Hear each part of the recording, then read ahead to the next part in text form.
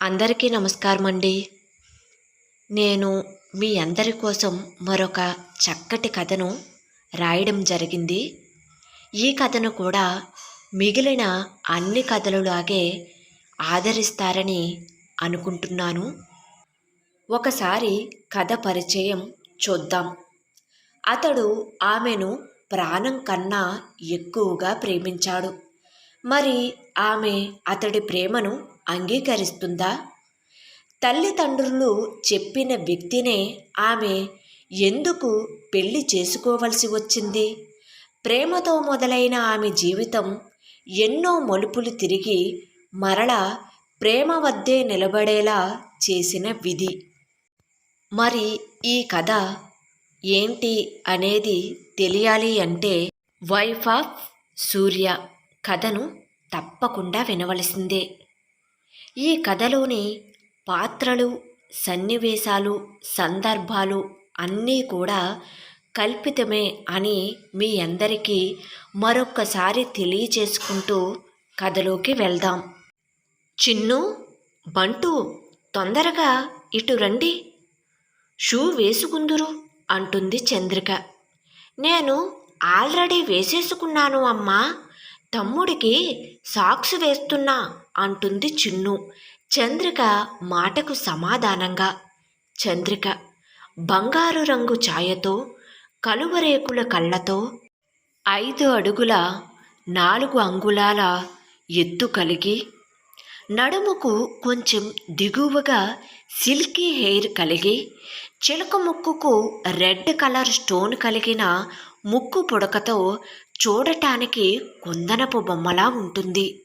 చిన్ను వయసు 6 సంవత్సరాలు ఉండగా బంటు వయసు 4 సంవత్సరాలు.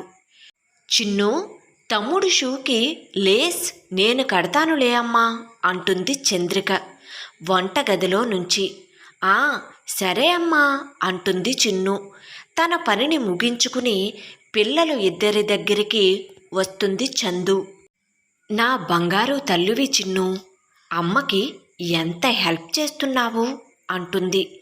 చిన్ను జడలను సవరిస్తూ ముద్దు పెట్టుకుంటుంది చందు. అది గమనించిన బంటు 2 చేతులను గెడ్డం కింద పెట్టుకుని క్రింద పెదవి కొంచెం బయటకు పెట్టి అలుగుతాడు.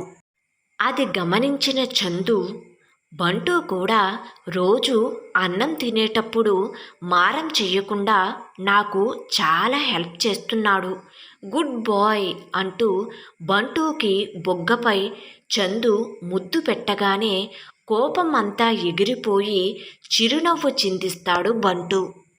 ఏది నాన్న, షూ లేస్ కడతాను అని షూ లేస్ కడుతుంది చందు. ఆ పని పూర్తయ్యేలోపు తన బ్యాగును భుజానికి తగిలించుకుని తమ్ముడు బ్యాగును చేతితో పట్టుకుని బయటకు వస్తుంది చిన్ను. ఇంతలో చందు కూడా గదిలోకి వెళ్ళి తన హ్యాండ్ బ్యాగ్ చేతికి తగిలించుకుని చిన్ను, బంటుల క్యారేజ్ బ్యాగులతో పాటు తన క్యారేజ్ బ్యాగ్ను కూడా తీసుకుని మొత్తం 3 క్యారేజ్ బ్యాగులను ఒక చేతితో పట్టుకుని రెండవ చేతితో బంటు చేయిని పట్టుకుని అమ్మా స్కూలుకి వెళ్ళి వస్తాను అంటూ పూజ గదిలో ఉన్న చందు తల్లికి వినిపించేలా చెబుతుంది చందు. ఆ సరే చందు, సాయంత్రం వచ్చేటప్పుడు రేపటి క్యారేజ్లోని కూరకి కావలసిన కూరగాయలు తీసుకొచ్చుకో అంటుంది లక్ష్మి చందుతో. ఆ సరే అమ్మా అని చెప్పి గేటు వేసి బయటకు వచ్చి ఆటో స్టాండ్కి నడుస్తూ వెళ్తుంది చందు. చందు వెనకనే బుడిబుడి అడుగులు వేసుకుంటూ వస్తుంది చిన్ను తల్లిని అనుసరిస్తూ. ఆటో ఎక్కి స్కూలుకి వెళ్తూ ఉండగా ఆటోలో సీటులో బంటును ఒడిలో కూర్చోబెట్టుకుని కూర్చుంటుంది చందు. చందుకు ఎదురుగా చెక్క మీద ఆటోకి పక్కన ఉన్న ఊసన పట్టుకుని కూర్చుని ఉంటుంది చిన్ను. ఇంతలో సిగ్నల్ లైట్ పడగానే తమ ఆటో ప్రక్కన ఒక బైక్ వచ్చి ఆగుతుంది. ఆ బైక్ పైన ఉన్న వ్యక్తి వెనుక తన క్లాస్మేట్ కూర్చుని ఉంటుంది.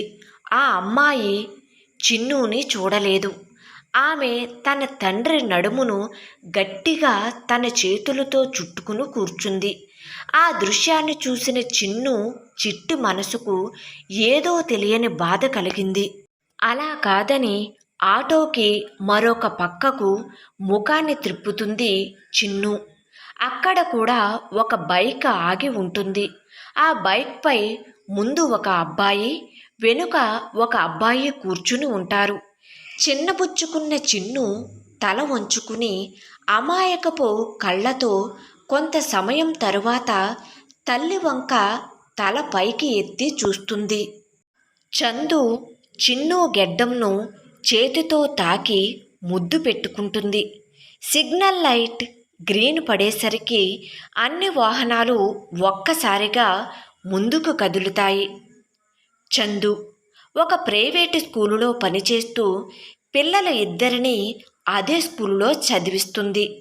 స్కూల్ గేటు ముందు ఆటో ఆగుతుంది. సరే వీరన్న, సాయంత్రం కూరగాయల మార్కెట్కు కూడా తీసుకువెళ్ళాలి. ఇప్పటివి సాయంత్రంవి కలిపి మొత్తం ఛార్జీ డబ్బులను సాయంత్రం ఇచ్చేస్తాను అంటుంది చందు. ఆ పర్వాలేదు చందు అమ్మా, మీ దగ్గర నా డబ్బు ఉంటే అది బ్యాంకులో ఉన్నంత భద్రంగా ఉంటుంది అంటాడు వీరన్న. వీరన్న ఒక 50 సంవత్సరాల వయసు కలిగిన ఆటో డ్రైవర్.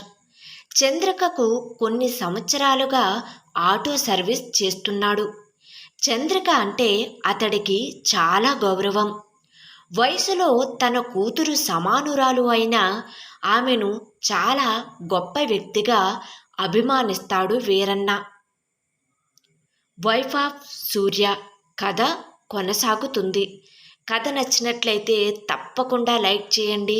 అదేవిధంగా కథ ఎలా ఉంది అనేది నాకు కామెంట్ రూపంలో తెలియచేస్తారని ఆశిస్తున్నాను. సబ్స్క్రైబ్ మాత్రం చేసుకోవటం మర్చిపోవద్దు. Thank you.